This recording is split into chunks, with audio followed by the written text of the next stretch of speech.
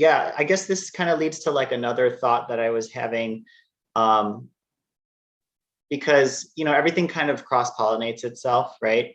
When you're doing old music versus new music. I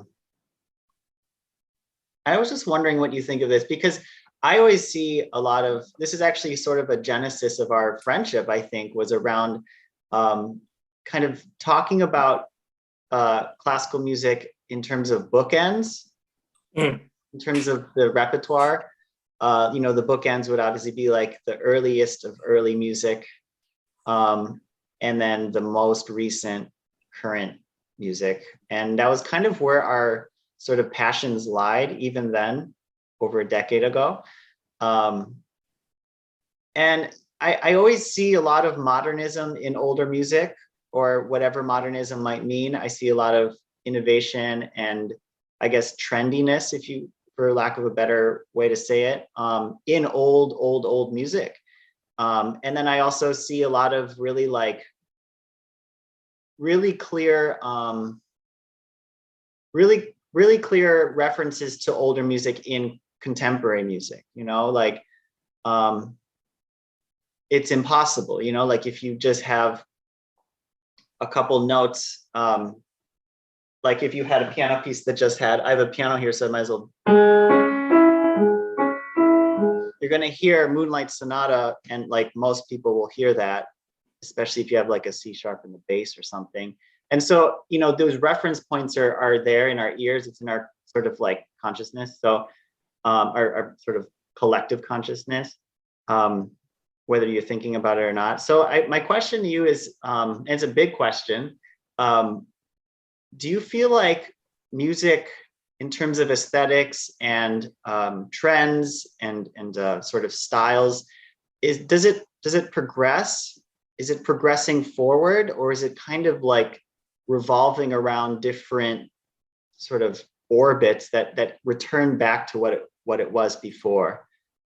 Yeah, that is a very big question, and you have 5 minutes to answer it. Oh, great! What happened? We're running out of time. Quick. Oh God. I don't. Stay tuned, everyone. We'll be back.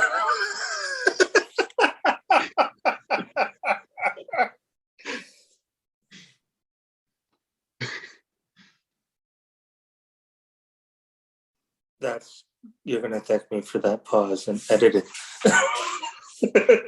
No, it's just staying in there. No. Oh, it's staying in. Okay. Like once you say you're going to edit out the thing, you have to leave it in. Exactly. It's like bad luck to actually take it out. You're absolutely right.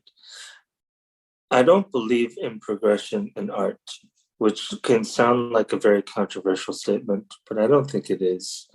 I think art, when it was created as a product of its time, and it served a function for that time. When that time ended, artists did different things that suited their times. They were inspired by what might have come in the time before, but they took what they liked most about the art from before, and they used that to build what was suited for their time. And this is not an original thought. I think it's a Harold Bloom thought, who is a literary critic. Right? That's really, I think, what happens all the time. Right? And then the new artists always say, oh, well, the old guys were doing this, but now we're doing this, and now we've progressed. I think that progression narrative is false. I think what happens is what's always happened is, here's this thing, society at that time liked to hear that thing. That era ends, society moves on, they like to hear different things. That's related to also that it's intelligible, it's related to what came before,